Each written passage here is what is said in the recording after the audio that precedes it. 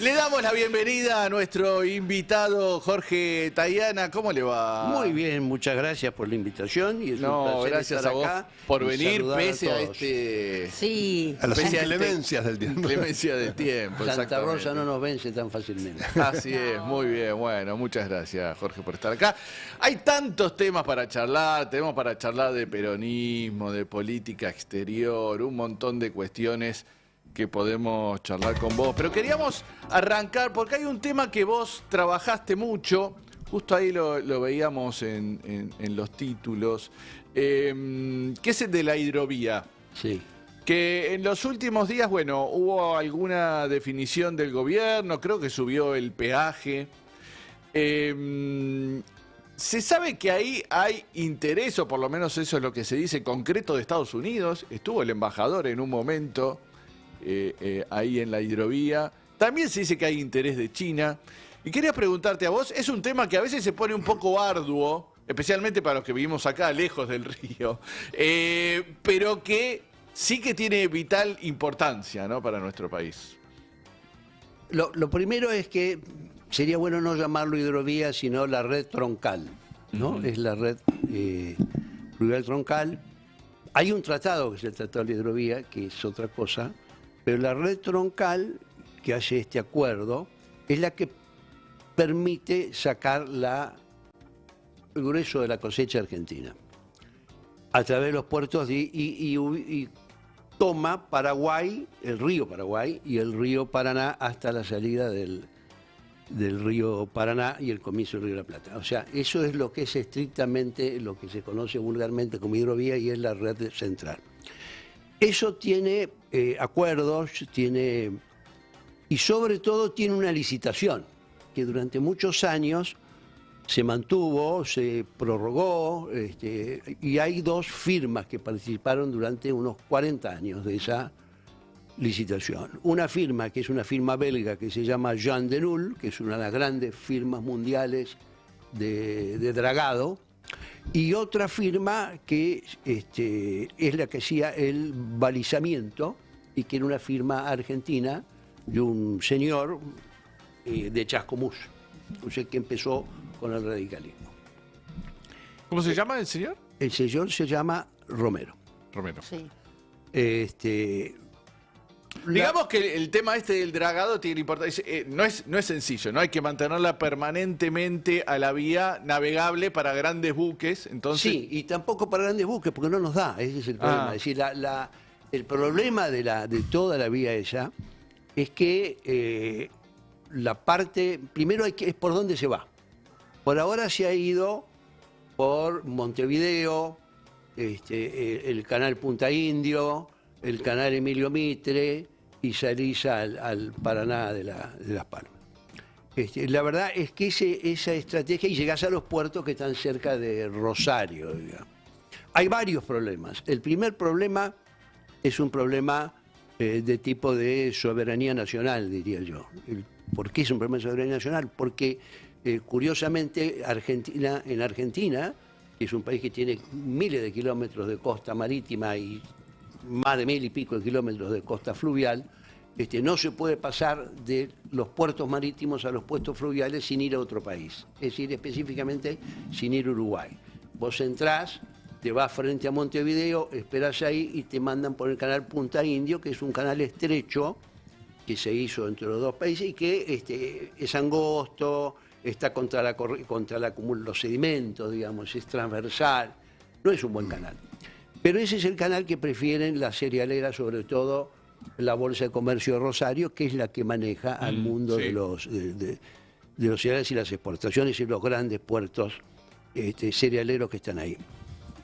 ¿Cuál es el problema de eso? Varios.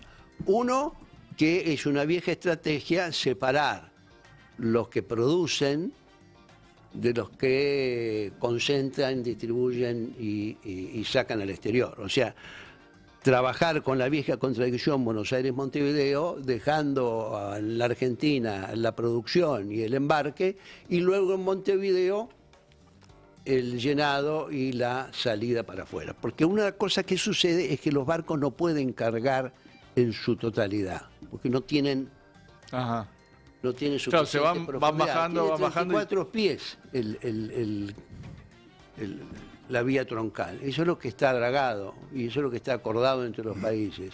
Hay proyectos de elevarlos, pero eso es caro.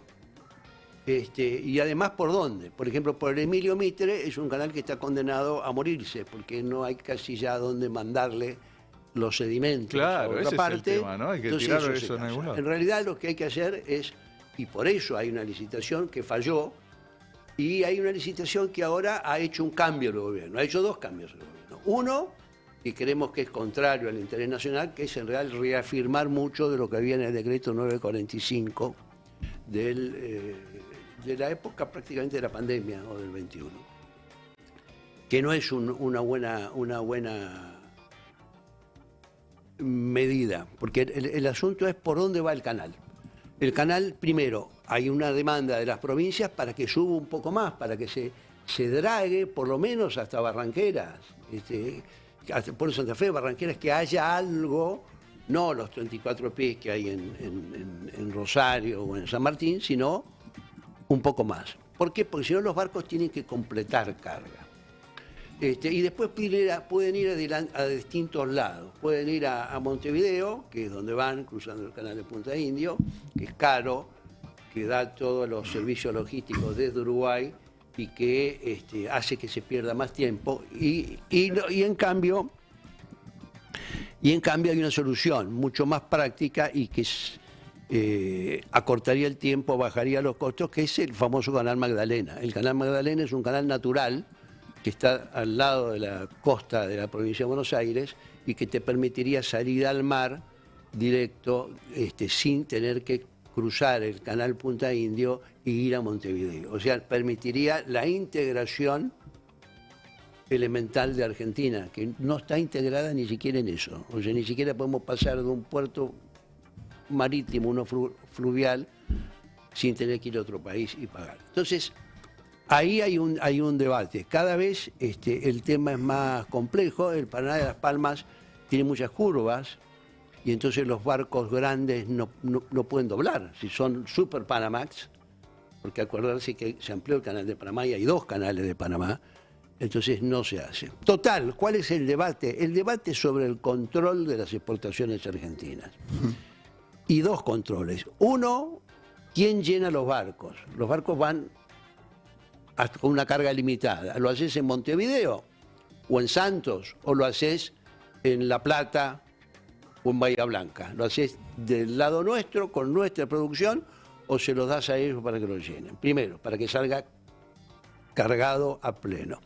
Segundo, es qué puerto fortaleces.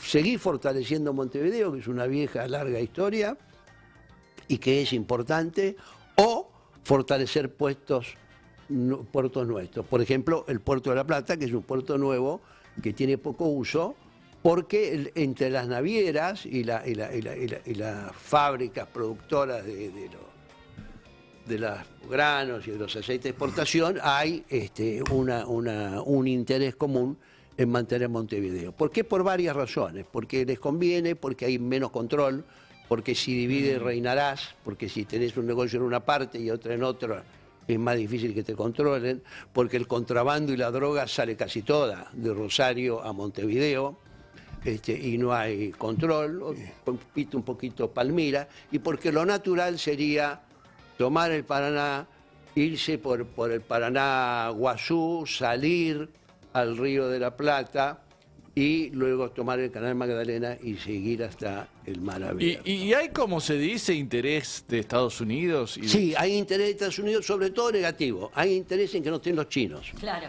Porque los chinos se presentaron a la licitación y además una de las cerealeras grandes, COSCO, es de capital chino.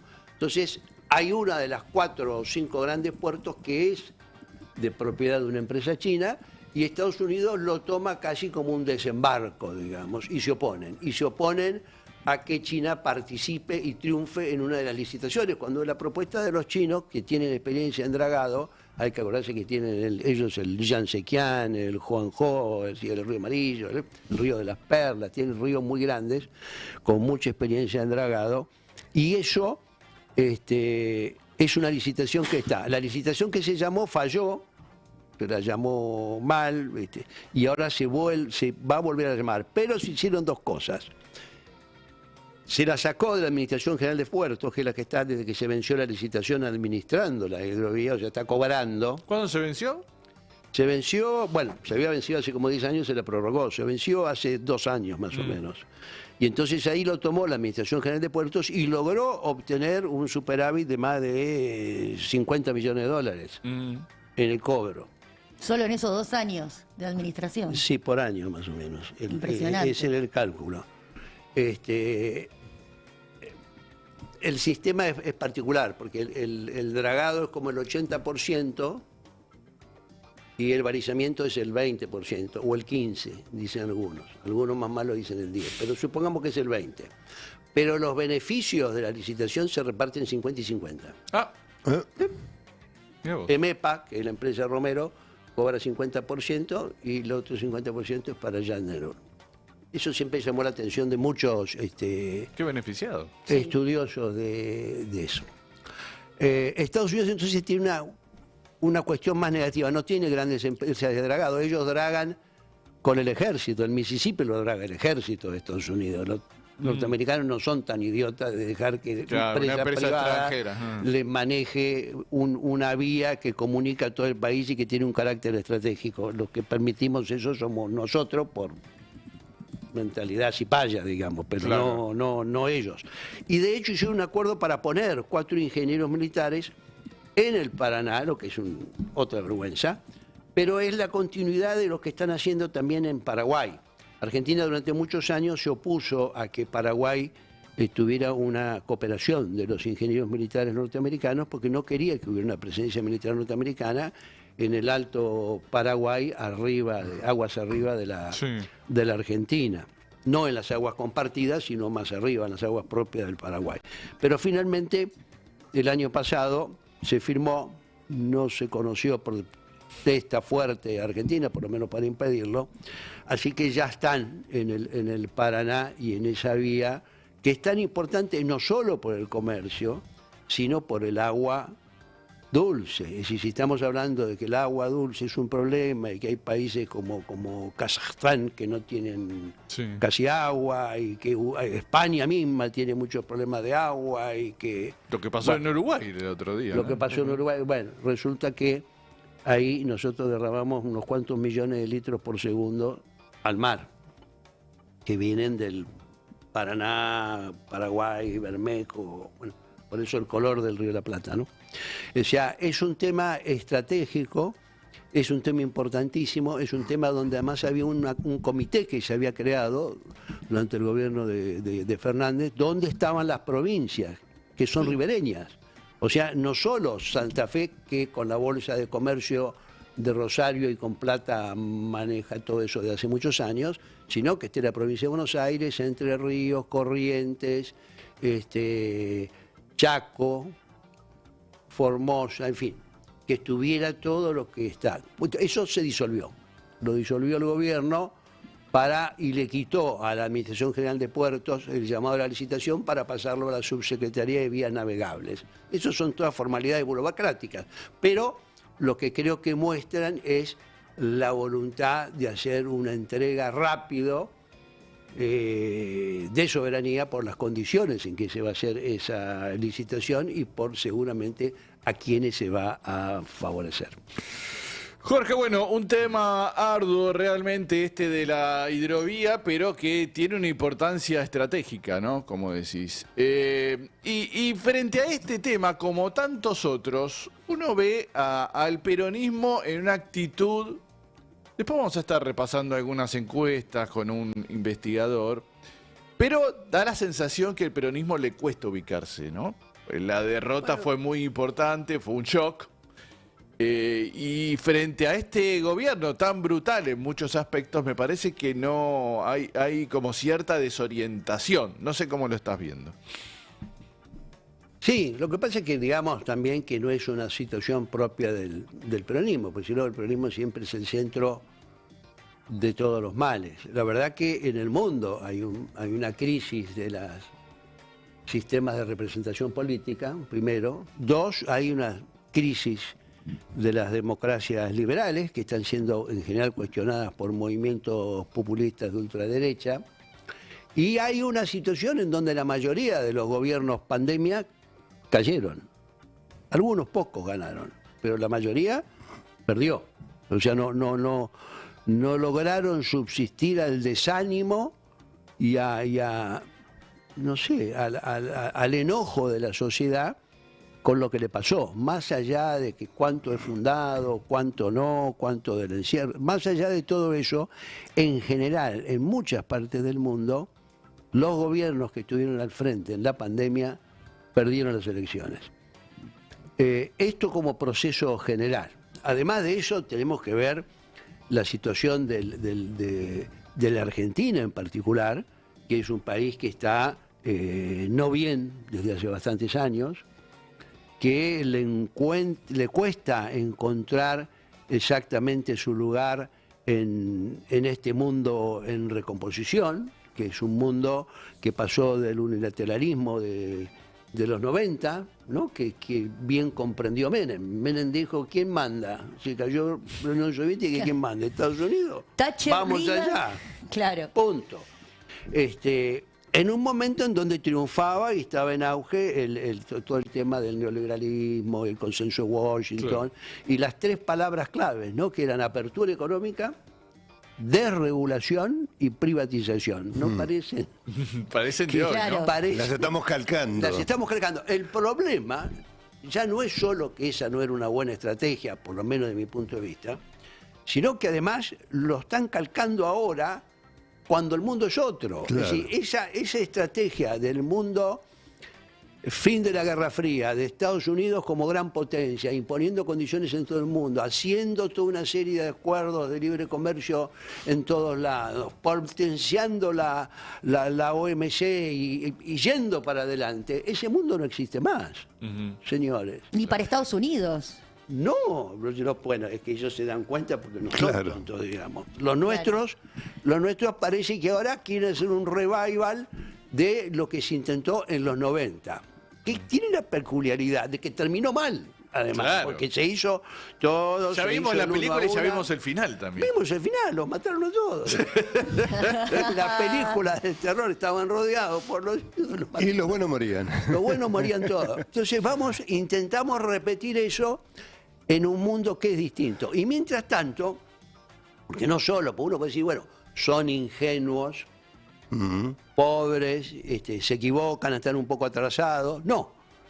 Al mismo tiempo hacen muchas cosas para destruir lo que se había construido, ¿no es cierto? Es decir, una de las cosas claras en este mundo de hoy, en este mundo de emergencia del multipolarismo y de todo eso, una de las cosas es fortalecer la región, es decir, estar en un barrio donde Claro. te defienden y donde vos tenés espalda.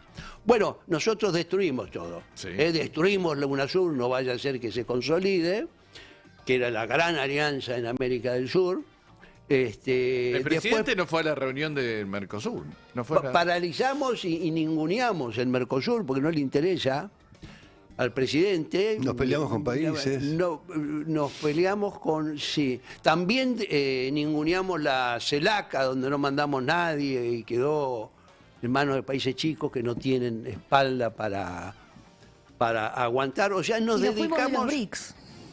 Nos fuimos antes de entrar, o sea, teníamos que nos dieron Claro. la entrada, que era un ticket, es como la preventa de los espectáculos. Era un ticket que era el 1 de enero de este año empezaba. Sí. Sí. Pero el 10 de diciembre dijeron, no, Toma, te la devuelven. BRICS no, Comunismo no. comunismo no. Entonces, hemos destruido sobre todo toda posición regional, lo cual es grave, lo cual es muy grave, porque hasta Estados Unidos reformó el llamado NAFTA, el Tratado de Libre Comercio con México y Canadá, y empezaron con el tema del reshoring para no depender tanto de China, en fin, todas esas cosas. Nosotros no. Boicoteamos todo, rompemos con todo, nos peleamos con todo, incluso con la calle, que lo ofendimos al pobre de la calle, que es amigo, y si se siente cercano a Milei, pero igual lo ofenden por la duda. Por la duda.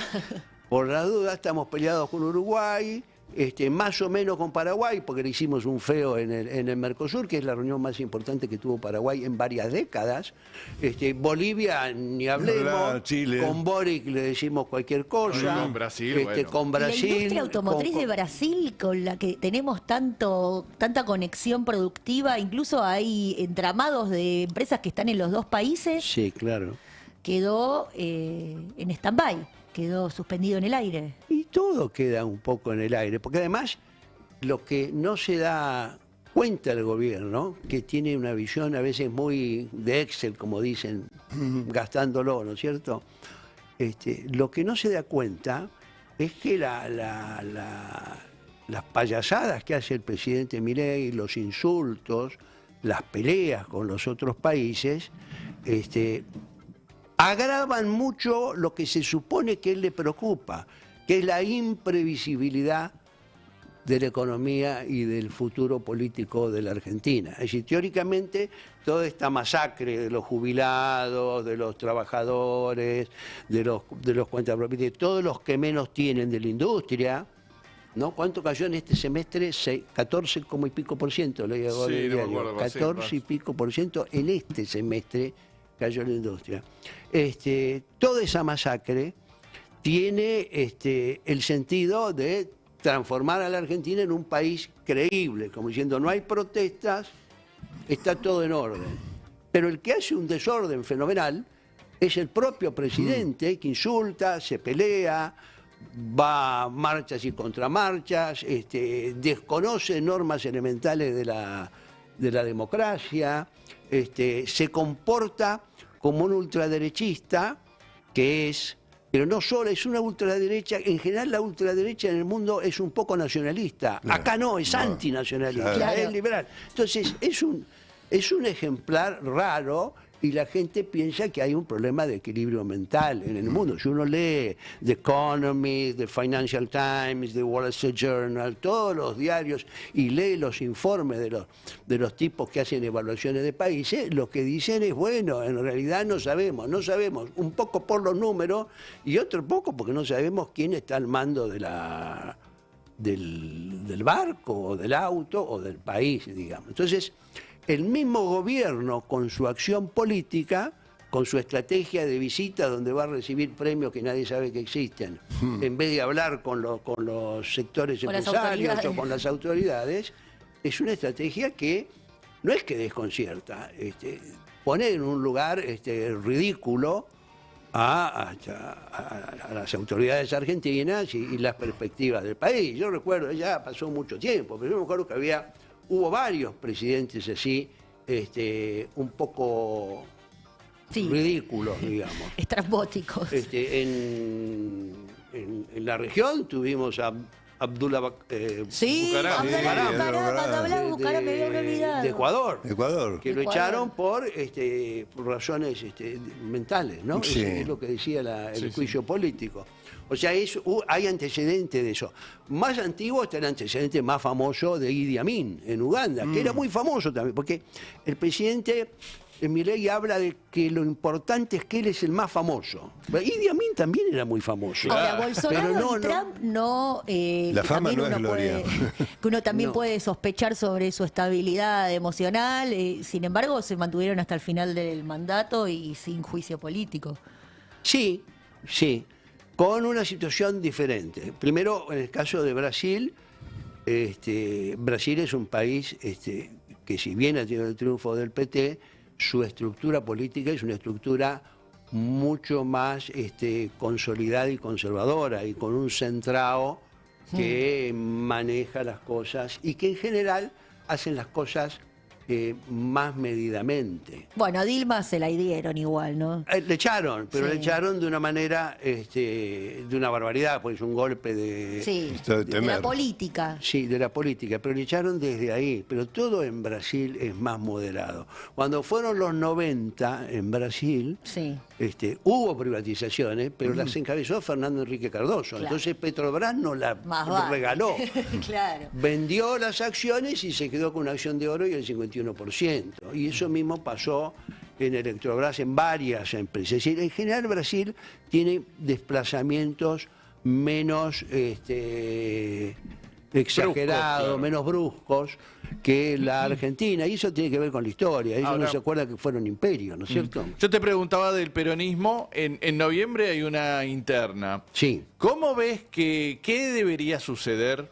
¿Tendría que haber una lista única de consenso, como es acostumbrado? ¿Tendría que haber una confrontación? Eso estaba pensando estos días y conversando con varios. En realidad, lo que conviene es, para mí, que haya primero un gran debate en lo que ha sido, digo, el peronismo, porque me refiero también a sus bases, que en parte se han alejado del peronismo y no nos votaron, ¿no es cierto? O sea, no es una cuestión de militancia, es una cuestión de relación. El peronismo siempre ha sido más que un partido, ha sido un movimiento, ese ha sido su mérito, y eso refiere a que tiene que haber un debate grande en el peronismo, pero en la base, en la sociedad que tiene que ver con el peronismo.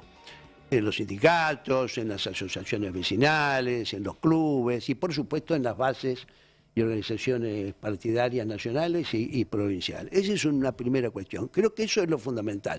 Si no hacemos ese debate, no vamos a salir. Ahora, ¿ese debate cómo se hace? Porque uno puede hacer un debate para básicamente ponerse a criticar al otro sobre las cosas que se hicieron en el pasado, unos y otros, y echarse responsabilidades. Eso es un mal sistema. Es un debate estéril. Es un debate, y peor que estéril, probablemente sea fraccionador, de insultos. Entonces me parece que el debate hay que construirlo sobre el qué hacer y sobre el futuro. Es decir, ¿qué Argentina tenemos que construir a partir del 2027? Donde suponemos que tenemos la oportunidad de volver al gobierno, sacar al país del desastre equivocado de este rumbo nos están llevando, en vez del Ecuador de crucero, nos están llevando al Polo Sur, y hay mucho hielo ahí, y el barco no es un barco antártico, o sea, lo va a agarrar un aire y lo va a hundir, digamos. Entonces, hay que cambiar el rumbo ese, pero eso hay que discutirlo para tener apoyo y para saber qué hacer. Pues tampoco es tan sencillo saber qué hacer en un mundo que está en un fenómeno de cambio, con muchas transiciones, con muchos problemas, con mucha cuestión tecnológica, con mucha cuestión financiera. Es decir, es un debate. Ese es lo primero para mí. Para mí lo primero es que se debata y que debatan las compañeras, los compañeros y los distintos sectores qué piensan. ¿Pero en cómo va. qué instancia se puede dar ese debate? Bueno, se está dando ese debate. Poco a poco se está dando. Yo hago lo que puedo, voy a distintos lados Estás y debato, caminando. hablo lo que puedo, escuchan, dicen cosas. Es decir, creo que ese proceso se está dando en varios lados y no soy el único caso. ¿Y qué digamos. observas como una constante así? Observo primero una enorme necesidad de discutir y de hablar. Claro, si vos vas a dar una charla y pretendés dar una charla, fracasás, porque Bueno, te van a... Claro. Va a haber 20 que se van a parar y van a hablar un rato cada uno. Está muy Hay, bien. hay una necesidad, no solo de preguntar, hay una necesidad de exponer Sí, claro. y de discutir muy grande. Eso es bueno. Bueno, eso hay que fomentarlo y hay que demostrar que uno es receptivo a eso. Pues si uno no es receptivo a No eso, sirve, por algo no pasó lo claro. que no pasó, porque evidentemente la gente veía una serie de problemas, pensaba una serie de cosas y no supimos escucharlo. Entonces, ese debate tiene que tener, desde el punto de vista de la dirigencia, un enorme componente de escucha. Hay que saber escuchar. Eso es un primer punto. Dentro de eso entra la cuestión de la elección de las autoridades partidarias. Yo lo que sí creo es que, dada la situación y a grandes problemas, grandes remedios, ¿no? Cuando tuvimos la derrota grande del 83, que fue la primera vez que el peronismo fue derrotado en elecciones libres, ese sí que fue un palo. Yo había pasado casi 8 años preso, estaba con mis hijos chiquitos, y el 30 de octubre las bocinas que empezaban a sonar, estábamos con un grupo de compañeros, eran las de los radicales, que La habían buena- ganado. las buenas blancas. Y entonces mis chicos que tenían menos de 10 años me dicen, papá, ¿no es que éramos más? Y yo le tuve que contestar, sí, éramos más, pero ahora no.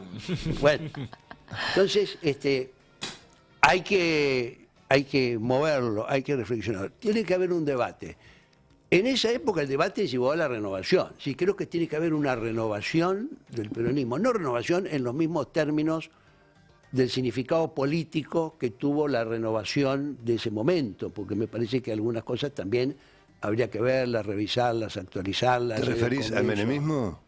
No, a la renovación fue la quiebra que hizo Sí, Cafiero. y Ah, que ya. inició y largó un largo proceso. De la Sota. Donde estaba Menem adentro, al Claro. principio, pero estaban muchos. Estaba De la Sota, estaba Bordón, estaba Grosso. Grosso, estaba... Bueno, había varias figuras nuevas, digamos. Manzano. Estaba Manzano. Cierto. Después el destino de todo eso es otra cuestión. Claro, claro. Pero me parece que lo que sí pasó es que dejó de estar Herminio y dejó de estar Lorenzo al frente del PJ. Esa es la realidad. Entonces, tiene que haber un proceso de renovación. Ese proceso de renovación puede darse en las elecciones partidarias o directamente en las elecciones PASO del año que viene, si se sostienen. Claro. Pero a mí me parece que la mejor forma de resolver las cosas es demostrando cuánto apoyan a cada uno. Y entonces, ¿Estás a favor de las y- PASO?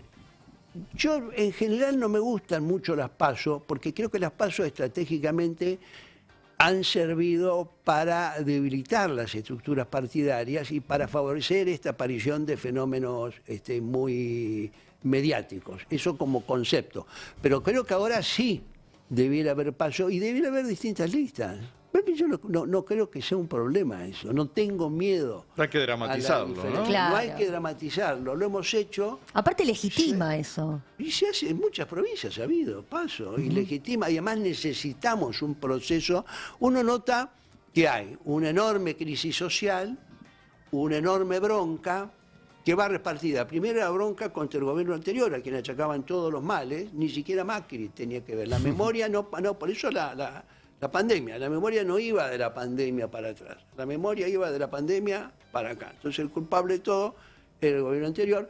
Y era una gran esperanza. Ahora se va equilibrando. El gobierno anterior sigue siendo culpable, pero tiene una parte de culpa creciente, digamos, y de molestia y bronca, como se decía del otro gobierno, también creciente. Ahora, eso puede mantenerse así y nada más. Lo que hay que hacer es canalizar todo eso. Y hay que canalizarlo desde distintas dimensiones, desde las organizaciones sociales, desde las organizaciones sindicales, desde la política, desde todos lados. Hay que abrirse a esos debates y no tener miedo de hablar y de expresar algo nuevo. Y creo que hay figuras jóvenes, creo que hay muchas figuras jóvenes que tienen posibilidades de expresarse y de acumular fuerza, pero creo que sí.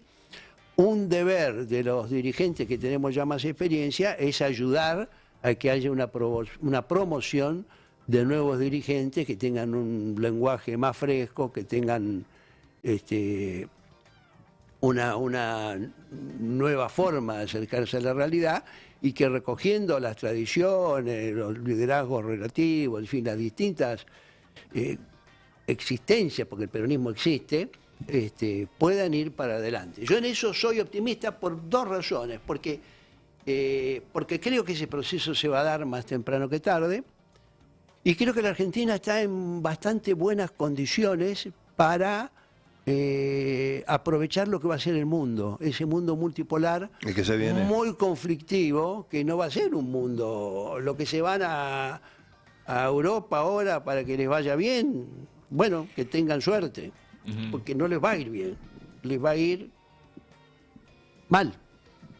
Así que mejor que se vayan preparando para cuando vuelvan, digamos, porque la Argentina va a salir de este pozo y el resto del mundo no sé si sale del pozo tan fácilmente. Claro, salir del pozo es hacer las cosas bien, no se sale del pozo de cualquier manera esperando sentado ver qué pasa. Y para terminar la charla, tenemos 11:10, te agradecemos muchísimo que hayas venido hoy en este día tan tormentoso a acompañarnos acá en el piso en este especial de los sábados. ¿Qué peronismo es el que debe surgir? Porque, bueno, hablábamos antes de la batalla cultural, ¿no?, que está proponiendo el gobierno, donde plantea la vuelta atrás de un montón de cuestiones que creíamos, bueno, que hasta acá ya habíamos llegado, tenemos que ir para adelante. No, parece que quieren volver.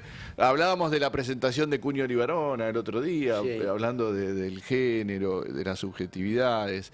Lo de Villarroel del otro día, hablando de... Bueno, es muy curioso porque ella habla es el Día Internacional del Terrorismo de Naciones Unidas, ¿no? Y habló de 4 hechos terroristas. La Embajada de Israel, la AMIA, que son 2 hechos terroristas, claro, y después habló de 2 fuerzas insurgentes, que son los montoneros y el Ejército Revolucionario del Pueblo. Nunca mencionó el terrorismo de Estado. No, claro, Sí, curiosamente. porque no lo considera tal. Claro. Exactamente, porque no lo considera tal, que es lo único que está claramente y legalmente probado hasta el cansancio en la Argentina. Eso no existió. Por eso te pregunto, porque viste que hay una discusión, algunos dicen, plantean como un peronismo de derecha, ¿no? Aliado a Villarroel. Eso es una estupidez, ya, eso lo dijo hasta Cristina, lo dijo con claridad, ¿no? Que habría que mandarlos al psiquiátrico, lo que piensan eso. Al psiquiatra, dijo. Pericia psiquiátrica. Pericia psiquiátrica. Pericia Estuvo psiquiatra. más, yo dije el psiquiátrico, que es un poquito más fuerte. Digamos que estamos como Vos ya te fuiste Cristina. al chaleco de fuerza. Claro. Eso es una tontería. El peronismo es un movimiento nacionalista popular. Claro. No tiene nada que ver con el nacionalismo fascistoide que hemos conocido en la Argentina en muchas épocas.